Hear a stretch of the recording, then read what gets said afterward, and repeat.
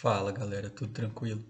Bom pessoal, na aula de hoje a gente vai começar o estudo da óptica geométrica. Pessoal, a óptica geométrica ela tem interesse em entender como que os raios de luz eles se comportam. Então na prática a gente está continuando o estudo de ondulatória, só que agora a gente vai se concentrar melhor na luz visível. A gente lembra que a luz ela é uma onda eletromagnética, né? E a parte que a gente enxerga vai ali da luz vermelha até a luz violeta. Então a gente vai se concentrar um pouquinho mais nessa faixa aí, porque é muito importante para a gente entender direitinho como que a luz ela se comporta efetivamente. E a gente percebeu que a óptica, o comportamento da luz, ele pode ser muito bem estudado através da noção de raios de luz. A gente já sabe o que é raio da onda. Raio da onda ele era aquela linha orientada que indicava o sentido por onde a onda estava se propagando. Aqui é a mesma coisa, só que agora a gente está restringindo a nossa onda para as ondas luminosas, para as ondas de luz. Então o que a gente vai analisar é como que esse raio de luz, que são essas linhas que representam a direção e o sentido da propagação da luz, como que ele se comporta. E a gente vai ver que esse comportamento pode ser muito bem descrito por alguns conceitos de geometria. Então, a gente vai usar umas ideias de geometria e a gente vai conseguir obter bastante resultados em termos do comportamento da luz. Quando eu digo comportamento da luz, aqui nesse caso a gente está interessado nos fenômenos ondulatórios que ocorrem para a luz. Então, a gente vai estudar reflexão para a luz, refração para a luz e assim por diante. Mas a gente também está interessado na formação de sombras e imagens. A gente lembra que quando a luz ela incide sobre algum objeto e não consegue passar por ele, forma-se atrás desse objeto uma sombra. A gente vai analisar isso na aula de hoje. E nas aulas futuras a gente vai estudar também como que a gente tem a formação de imagens através do estudo de raio de luz. E quais são as características dessas imagens? E toda essa descrição pode ser feita através de geometria, por isso que esse conteúdo se chama óptica geométrica. Então, pessoal, como eu disse, o raio de luz é uma linhazinha, né, uma setinha orientada aqui que indica o sentido para onde esse raio de luz ele está se propagando. Quando a gente liga uma fonte de luz, quando a gente coloca uma fonte de luz para emitir luz para a gente, ela não emite um raio de luz apenas, ela emite um conjunto de raios de luz. Esse conjunto de raios de luz constitui o que a gente chama de feixe de luz. Vocês podem encontrar também isso sendo chamado de pincel de luz, tá, pessoal? Esse feixe de luz, quando ele é produzido, ele pode ser produzido de três maneiras diferentes. Nós temos o feixe de luz, que você tem os raios sendo convergentes. Então, esse é um feixe, desculpa, esse aqui é o divergente. O que é o feixe divergente? Os raios, depois que eles são produzidos, eles vão se afastando um do outro. Eles se divergem. Pessoal, esse aqui é um dos mais comuns no nosso dia a dia, tá? Qualquer lanterna, ela emite esse feixe, esse pincel de luz divergente. Então você vê que os raios aqui, ó, eles vão se afastando. O cone de luz ele vai aumentando aqui, ó. Quando isso acontece, a gente está falando de um feixe de luz divergente. A gente tem também aquele feixe em que os raios de luz são paralelos. Então, o feixe de luz paralelo. Esse aqui, pessoal, ele é aproximadamente produzido. A gente consegue fazer isso muito bem quando a gente fala de holofotes. Aqueles holofotes, eles produzem tipo aqueles de helicóptero quando estão perseguindo bandidos. Ele é uma aproximação do feixe de luz paralelo. Mas também aqueles lasers, aquele verde, azul e vermelho, eles produzem feixes de luz praticamente paralelos, tá? A gente vê aqui, ó, que a linhazinha ela se mantém do mesmo tamanho. Então você não tem os raios nem se distanciando, nem se aproximando, beleza? Pessoal, o terceiro tipo de feixe de luz, vocês já devem imaginar, é o convergente, que é quando os raios de luz eles estão se aproximando e se encontram em determinado ponto. Isso aqui acontece muito quando a gente usa, por exemplo, uma lupa para concentrar os raios do Sol em um ponto, para colocar fogo em alguma coisa, por exemplo.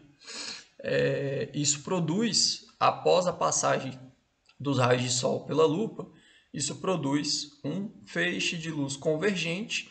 Toda essa energia ela é concentrada em um ponto, produzindo um aumento muito grande de temperatura. Então, isso é um exemplo de raio de luz convergente, beleza?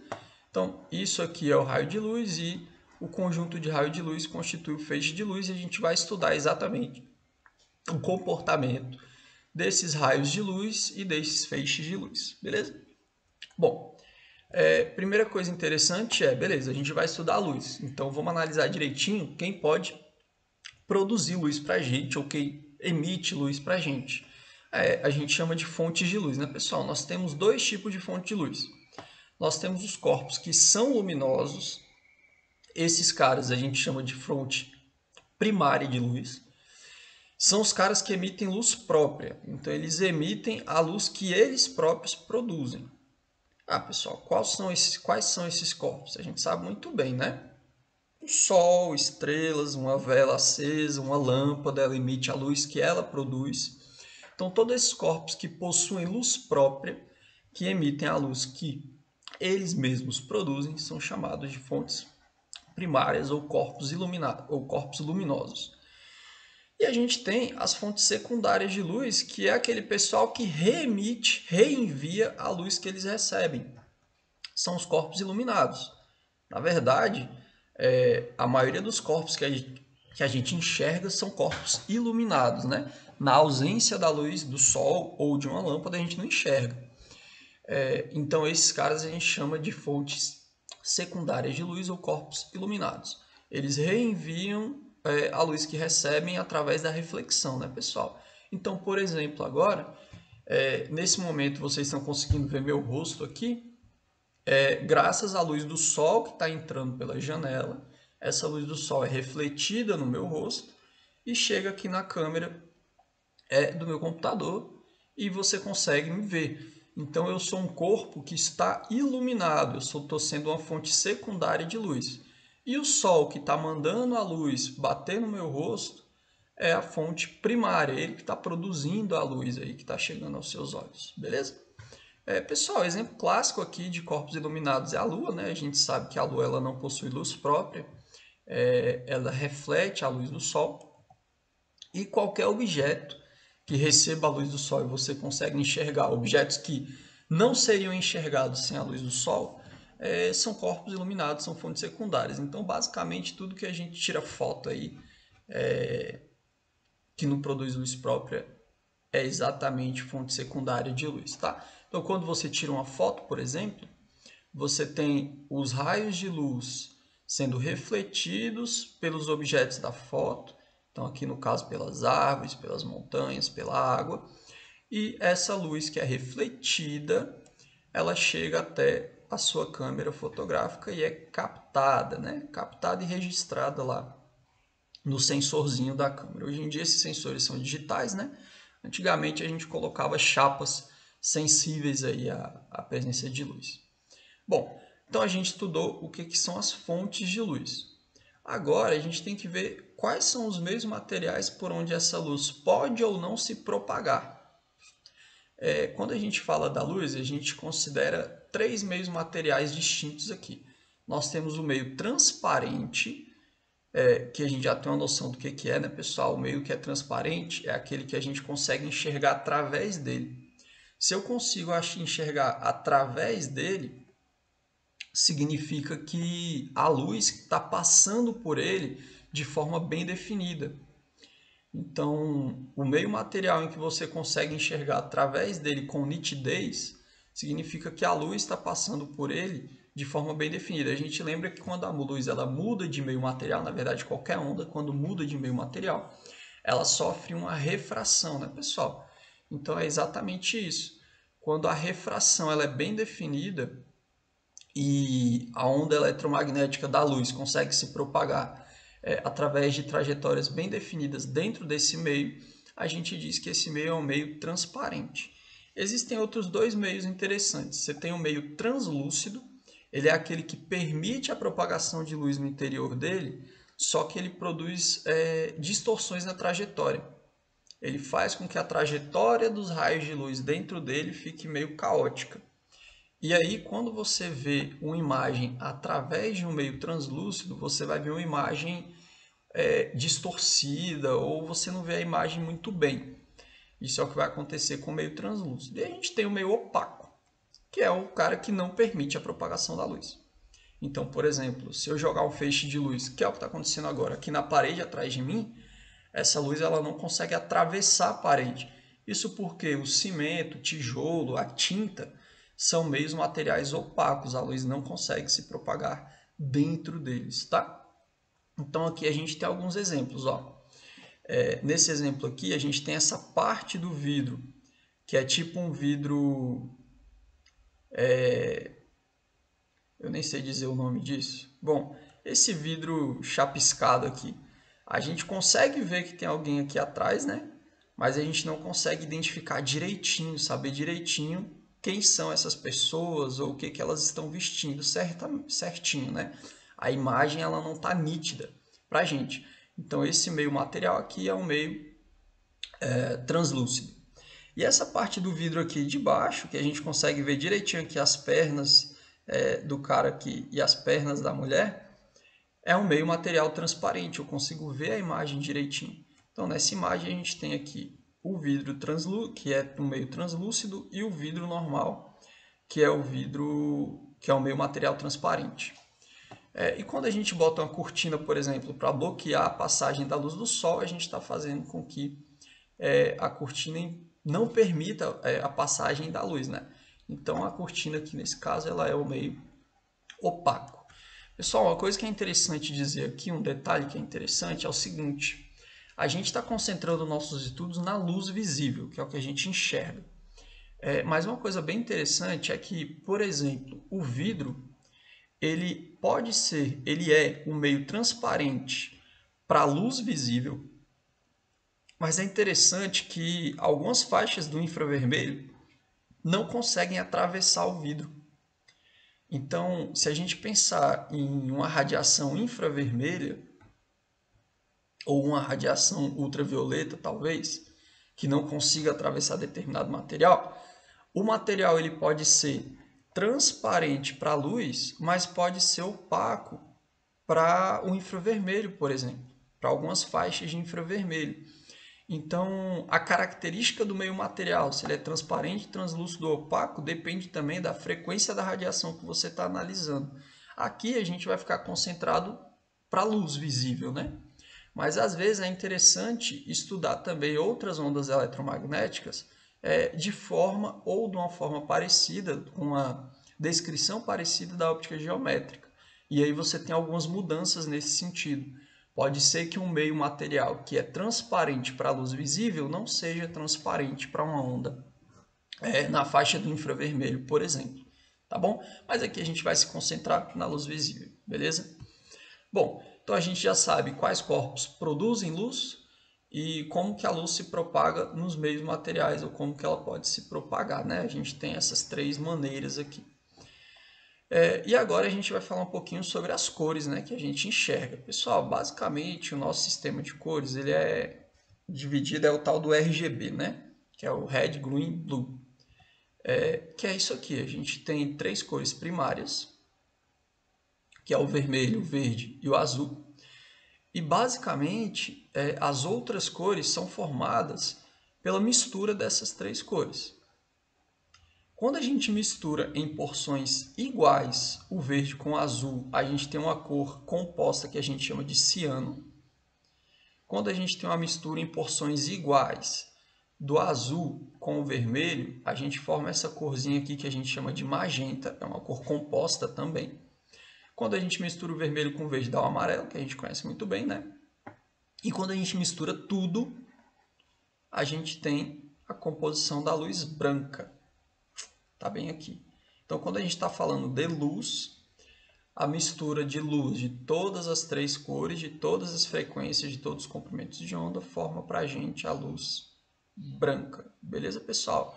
Galera, aí as outras cores, elas são compostas pela mistura não igual dessas outras cores, né? Então você mistura uma percentual de azul, um percentual de vermelho, um percentual de verde, e você consegue formar, sei lá, um rosa, um lilás, um azul mais claro, um azul mais escuro e assim por diante, tá bom? Então é assim que a gente tem a formação das cores aqui. E agora que a gente entende um pouquinho dessa ideia de como que as cores das luzes elas funcionam, né? Da luz ela funciona, a gente pode tentar entender direitinho por que a gente enxerga um objeto da cor que a gente enxerga. Então, por exemplo, sei lá, se eu pegar aqui qualquer coisa aqui, esse cartão, por exemplo, você está enxergando ele laranja aqui, né? Então, o que acontece? A gente enxerga as cores devido ao seguinte motivo. O Sol, a gente sabe que ele produz todas as cores principais aí, né? Então ele produz o azul, ele produz o verde, ele produz o vermelho e todas as misturas dessas três cores aqui, né?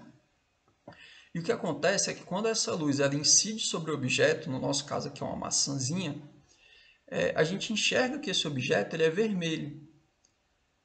Tá, mas onde foi parar a luz azul e verde que o Sol emitiu também?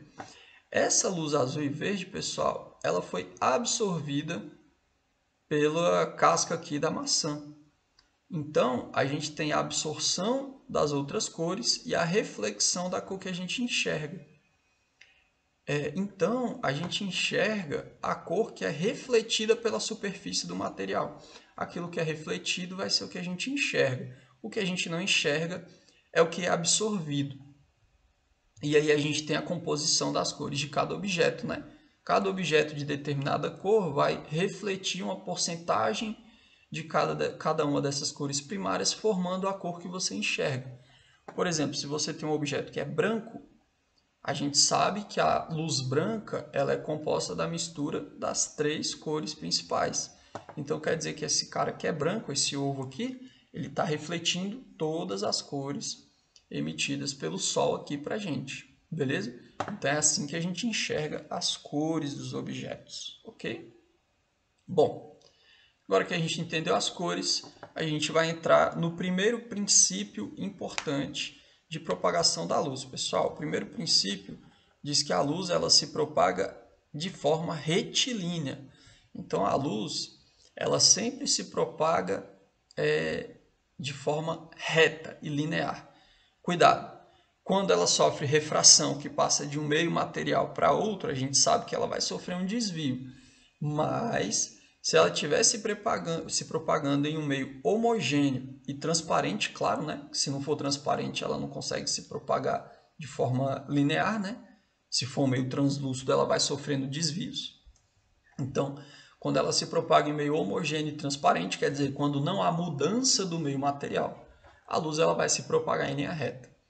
Esse princípio aqui, pessoal, ele produz uma série de consequências interessantes. Por exemplo, como a luz ela se propaga em linha reta, a gente consegue entender como se dá a formação de uma sombra.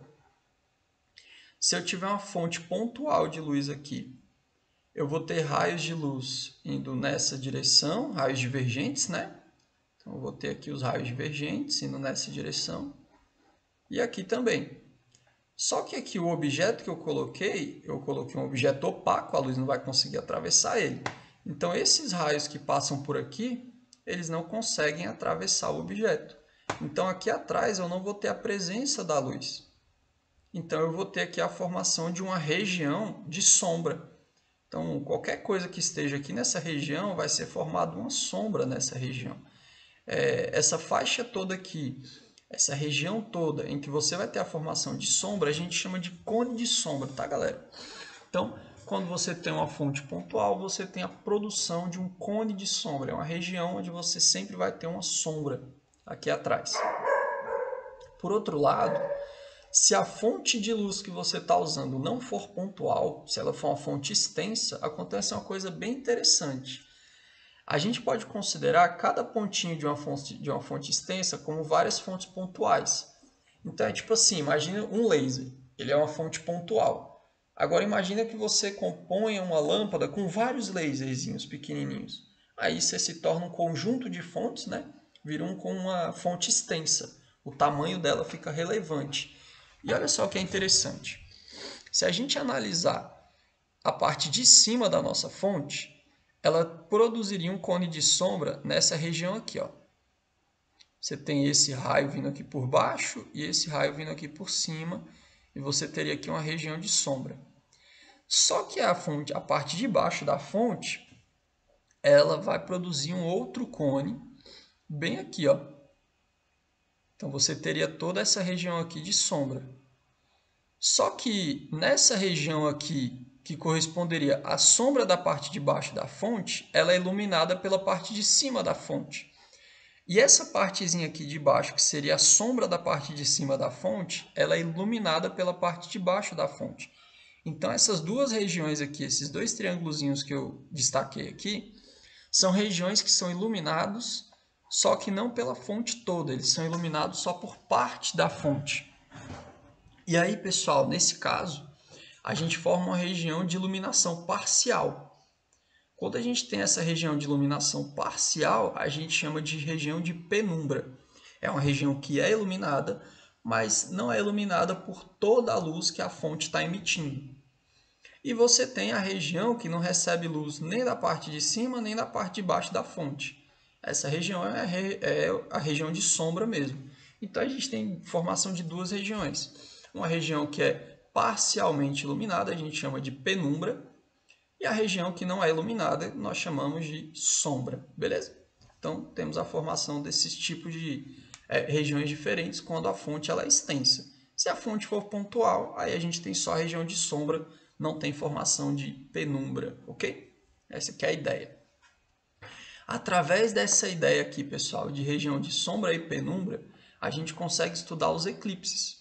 Tanto o eclipse lunar, quando que acontece o eclipse lunar?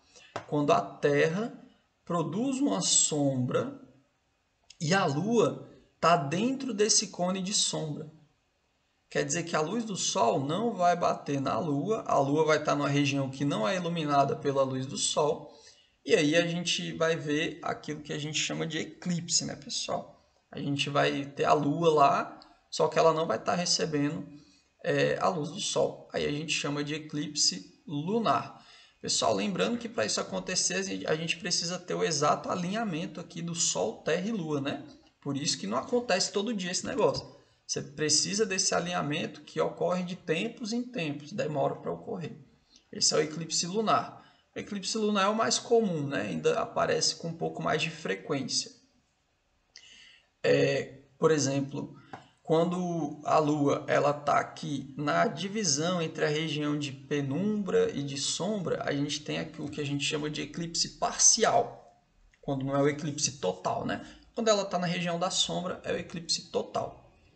Agora, o eclipse solar ele é mais difícil de enxergar, porque o eclipse solar ele é devido à sombra que a Lua, quando a Lua está aqui na frente, né? Na frente da Terra e produzindo uma sombra na Terra. O interessante, pessoal, é que as pessoas aqui da Terra, nem todo mundo vai enxergar o eclipse total. Só vai enxergar o eclipse total do Sol quando você estiver numa região aqui da Terra que esteja exatamente na faixa do cone de sombra que a Lua está produzindo. Quem estiver na região de penumbra vai enxergar um eclipse parcial do Sol.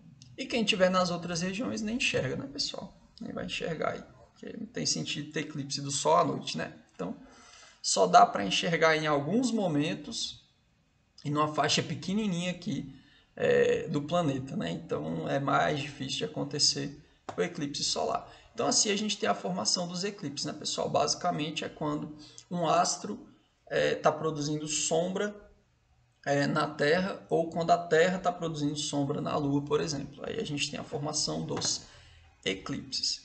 Então, pessoal, agora que a gente entendeu como se dá um pouquinho a formação das sombras, a gente pode usar essa ideia de propagação retilínea dos raios de luz, propagação retilínea da luz, para tentar usar as sombras para descobrir alguma coisa que a gente não saiba. Então, eu vou fazer um exemplo aqui mostrando como que a gente pode realizar essa ideia.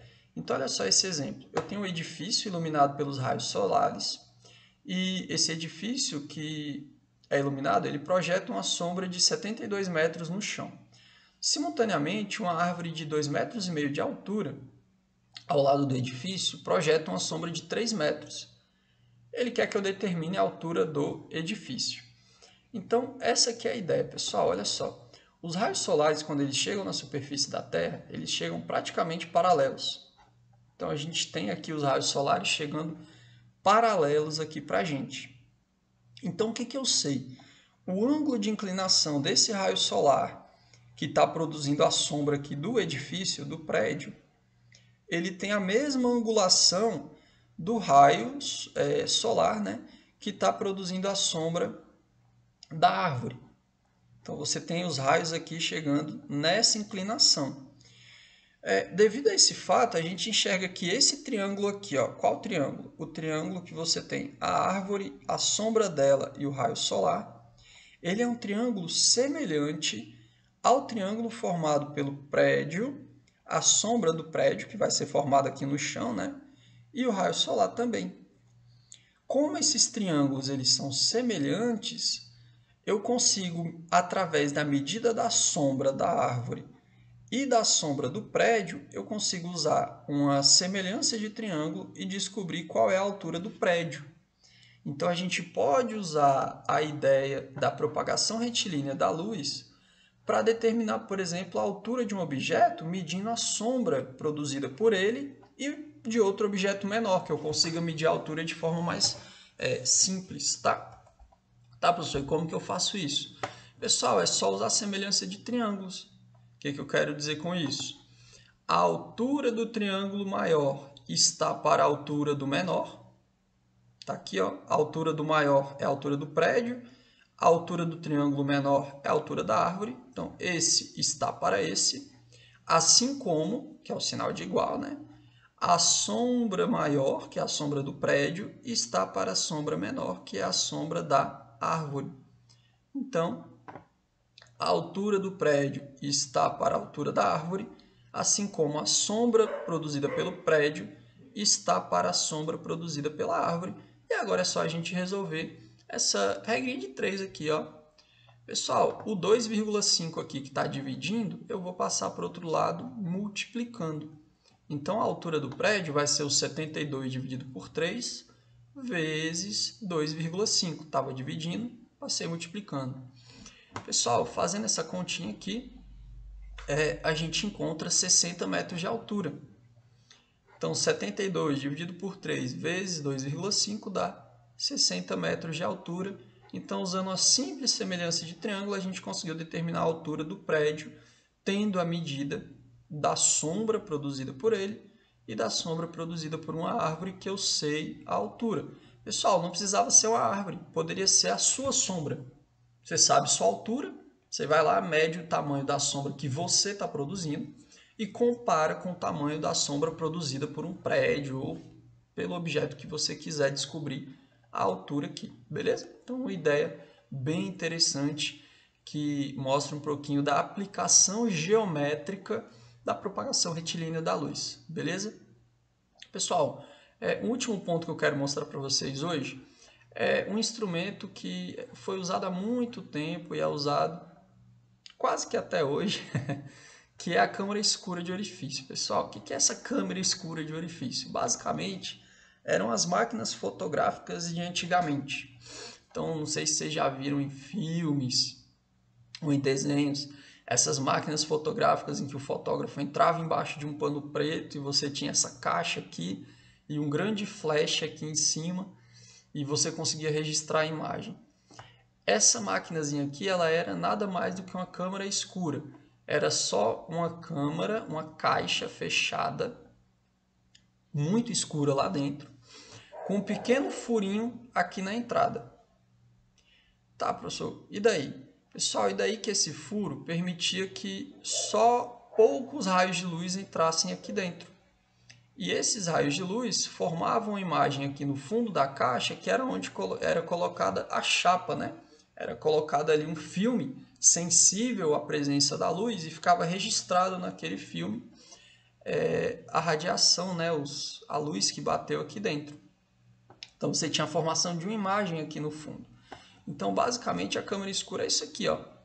É uma caixa fechadinha que permite a passagem da luz somente por um pequeno buraquinho. E aí, pessoal, o que acontece é que você tem uma formação de imagem bem interessante, porque seguindo o princípio de propagação retilínea da luz, a luz aqui da parte de cima da nossa vela, ela vai incidir aqui na parte de baixo da caixa. E a luz da parte de baixo da nossa vela, ela vai incidir na parte de cima da caixa. Isso devido ao princípio de propagação retilínea. Então a imagem que é formada ali dentro é uma imagem invertida. E aqui no fundo da caixa a gente colocava um filme sensível à presença de luz e aí você tinha a imagem da vela registrada lá nesse filme, que é o que é as fotos mais antigas, né? Hoje em dia não tem mais filme, hoje em dia isso aqui foi substituído por um sensorzinho eletrônico, né? Bom, e o que dá para a gente relacionar aqui? Usando a mesma ideia do exemplo que eu acabei de fazer, a gente tem aqui uma semelhança de triângulo, né? O triângulo aqui composto pelos raios de luz e a vela, ele é semelhante ao triângulo composto pelos raios de luz e a imagem da vela. Então a gente tem essa composição e a gente consegue relacionar o tamanho da vela com a distância que a vela está do orifício, com o tamanho da imagem da vela, com a distância que a imagem da vela está do orifício. A gente usa o orifício aqui, que ele é a divisão dos dois triângulos que são semelhantes, né? Então, mesma coisa, pessoal. Ó. A imagem obtida ela é invertida e, por semelhança de triângulo, que foi o que a gente acabou de fazer, a gente tem que o tamanho da imagem, o tamanho do objeto está para o tamanho da imagem, assim como a distância do objeto até o orifício está para a distância da imagem até o orifício. Essa distância do objeto até o orifício eu chamei de P, e a distância da imagem até o orifício eu chamei de P', beleza? Então tá aqui, pessoal, para você saber quem é quem, tá? O é o tamanho do objeto, I é o tamanho da imagem, P é a distância do objeto até o orifício, e o P' é a distância da imagem até o orifício. Pessoal, aqui tem que ter uma linha, eu vou corrigir, tá? Mas P', que é a distância da imagem ao orifício, ok? Com isso, pessoal, dá para a gente resolver um exercíciozinho clássico aqui de câmara escura. Diz o seguinte, no mundo artístico, as antigas câmaras escuras voltaram à moda. Uma câmara escura é uma caixa fechada de paredes opacas, né, que possui um orifício em uma das faces. Na face oposta do orifício fica preso um filme fotográfico, onde se formam as imagens dos objetos localizados no exterior da caixa, como mostra a figura. Está aqui a figura, um exemplinho aqui. Suponha que um objeto de 3 metros de altura esteja a uma distância de 5 metros de um orifício e que a distância entre as faces seja de 6 centímetros. Determine a altura da imagem. Então a gente quer saber qual vai ser o tamanho da imagem desse objeto, para a gente saber o tamanho do filme fotográfico que eu vou ter que colocar aqui, né? Pessoal, usa a regra de 3 direto, ó. O tamanho do objeto está para o tamanho da imagem, assim como a distância do objeto até o orifício está para a distância da imagem até o orifício. Eu sei todas as distâncias, é só substituir. O tamanho do objeto foi 3 metros, ele disse. A altura da imagem, né, o tamanho da imagem, ele está chamando aqui de H. A distância do objeto até o orifício foi de 5 metros. E a distância do orifício até a imagem, da imagem até o orifício, foi de 6 centímetros. Aí você deve falar assim, professor, essas unidades aí não estão compatíveis, né? Você tem aqui coisas em metro e coisas em centímetros. Eu não deveria converter? Pessoal, nesse caso não é necessário, porque olha só, eu tenho metro de um lado, metro do outro. Então, o metro com o metro vai cancelar. E a nossa resposta que vai sobrar, ela vai sobrar em centímetros. Então, como a gente está fazendo aqui uma regra de proporção, Não necessariamente você precisa converter as unidades, mas é sempre bom ter atenção com isso. Você tem que garantir que uma delas vai se cancelar e a sua resposta vai estar na unidade que sobra, beleza? Por isso que nessa primeira continha aqui eu botei as unidades para a gente observar isso. Agora eu não preciso mais das unidades, eu sei que a minha resposta vai estar em centímetros. Então a imagem aqui, o tamanho dela vai estar em centímetros. E a gente pode multiplicar cruzado aqui, né? Então vai ficar 5 vezes o tamanho da imagem é igual a 3 vezes 6. Tá aqui. Bom, pessoal, 3 vezes 6 é 18, o 5 está multiplicando, passa dividindo. Então a gente vai ter 18 dividido por 5. 18 dividido por 5 dá 3,6 centímetros. Então a imagem aqui ela vai ter 3,6 centímetros de tamanho. Esse é o tamanho, né, do filme fotográfico. Você deve colocar aí um filme de pelo menos 3,6 centímetros no fundo da sua câmera escura, beleza? Então, pessoal, por hoje eu vou parar por aqui. A gente já viu algumas aplicações do princípio de propagação retilínea da luz. A gente viu alguns conceitos iniciais de óptica geométrica. E aí na próxima aula a gente continua com esse estudo, tá bom? Valeu!